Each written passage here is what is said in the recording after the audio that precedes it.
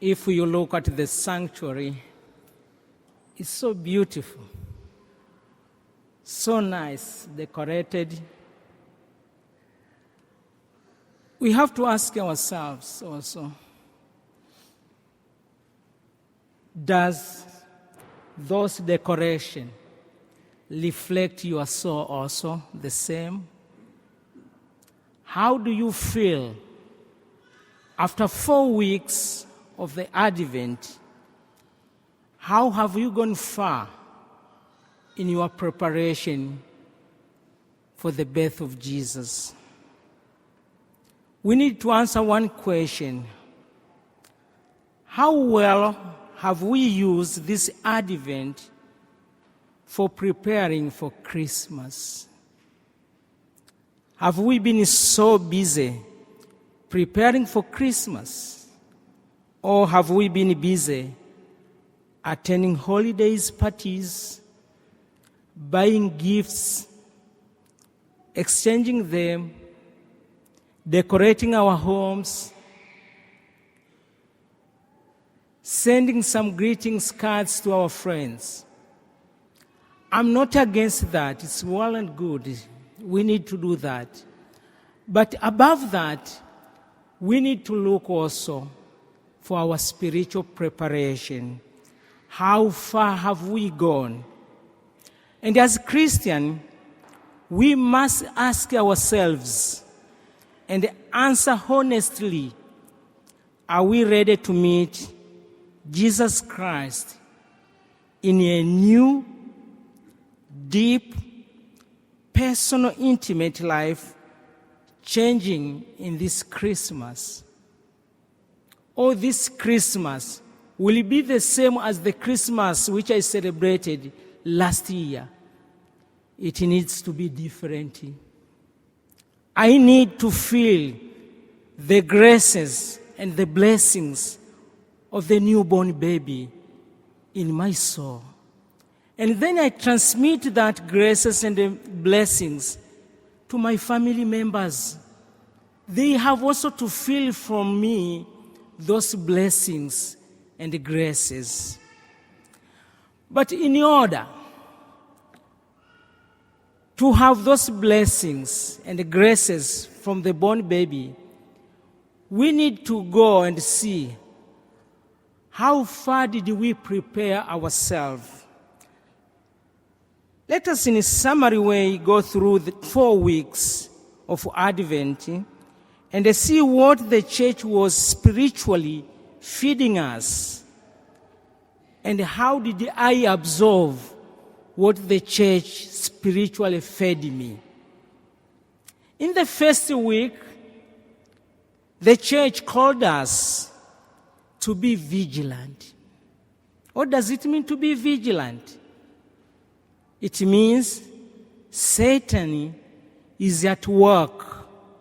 And the church gave us the instrument, the weapon of being vigilant. What was the weapon he gave us? Be a prayerful person. Don't leave that. Don't say that the Advent has gone, now I have to relax. No, continue to pray. Satan is at work. Be vigilant, even now. Even during the Christmas, when we celebrate the Christmas, let us be vigilant in prayer. Don't forget a prayer. In the second week, we were invited by the church to prepare the way. The prophet John the Baptist told us that we have to prepare the way whereby the road can pass to meet us. We need to fill the valleys, to make flats the hills. Ask yourself, what's the name of the hill do you have which makes you not to see the birth of Jesus? What are the valleys which you have which makes you not to meet Jesus. Now it was just the preparation to fill those valleys and to flat those hills so that Jesus may be born. Name the sin which habitually, commonly, you like to commit yourself, which makes you to be away from Jesus. What's the name of that sin? And then put on the feet of Jesus and tell him that I want to go far away from this habit. I'm telling you, Jesus is ready to work with you. He needs just your step towards that sin and renounce it. On the third week, the church called us to rejoice. Last week, the message was rejoice. Why should I rejoice? If you are vigilant, if you prepared yourself well, you flat the hills, and you just fill the valleys, then you need to rejoice. You have no reason not rejoicing. Ask yourself today, what are the reasons for you to rejoice? What makes you to rejoice today? After 3 weeks of Advent, I was supposed to rejoice. And the reason was very simple from the church. The Lord was near. The Lord is near. Is near you because you have prepared yourself and you are vigilant. Then God was near to you. Today is the first Sunday of Advent. The message is God is with us. Emmanuel.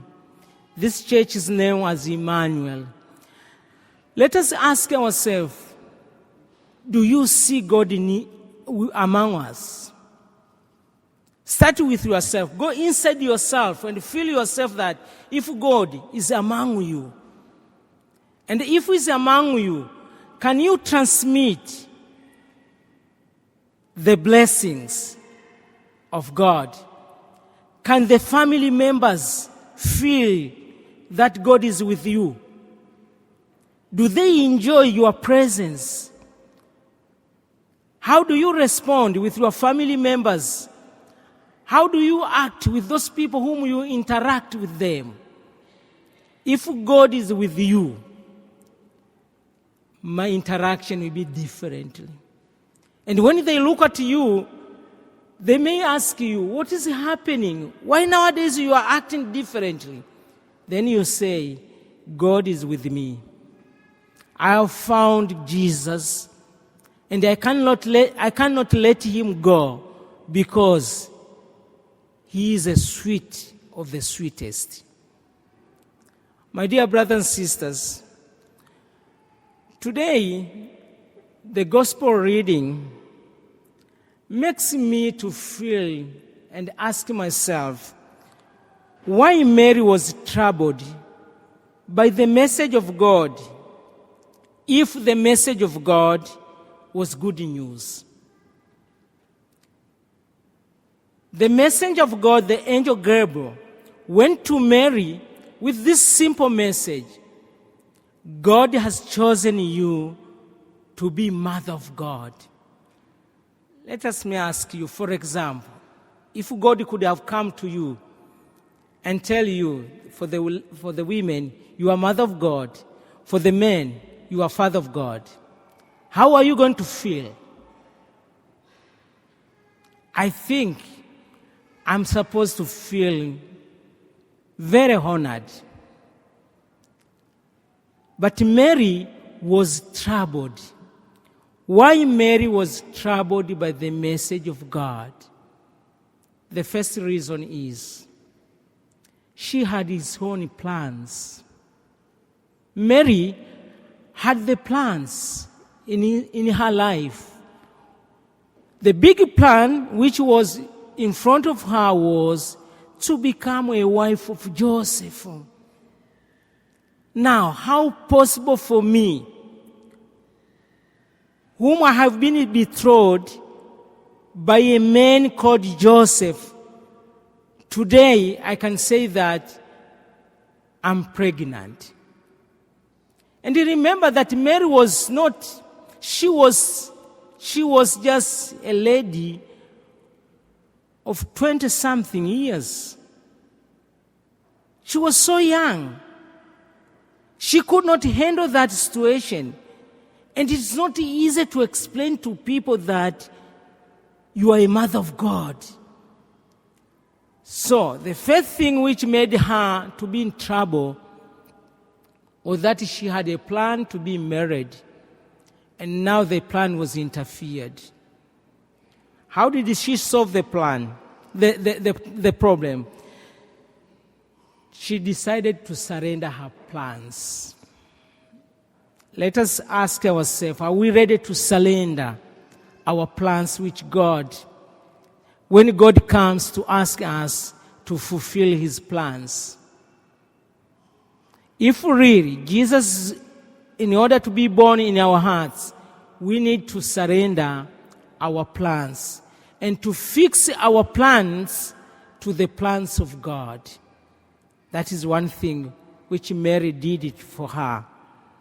The second reason, she was thinking about what will happen to Joseph. What will happen to his family? How are they going to be taken to the society? They have the daughter who has been pregnant. What should I do for my family? What Mary did, she took the risk. She took the risk. And she answered, I'm the handmaid of the Lord, be done to me according to your word. My dear brothers and sisters, strong words from Mary. How many times we don't agree that we are the handmaid of the Lord and we have to do the will of God? She decided to take risk. We need to take the risk in our life if we want to fulfill the plans of God. Some of the things will happen, we cannot understand them. But let us take the risk and say that we are the instrument of God. Whatever it will happen, I take it. Mary didn't understand the message of God, but she accepted it and do it. Don't stop doing the things which are good, even when you don't understand. Sometimes we feel that I want to know so that I can do something for the gospel, for the message of God. Let us do even when we don't understand. In the future, we can understand it. God has a message to you today. He wants to be born in you. Do you accept him? Mary accepted to be the mother of God. When she accepted, she didn't turn back. I want to ask you, if you want Jesus to be born in the Christmas, you have to say yes to him. And when you say yes, it means yes, not turn back. Even when the things you don't understand, you have to say yes and continue to trust in the graces and the love of God. And everything will be answered by God.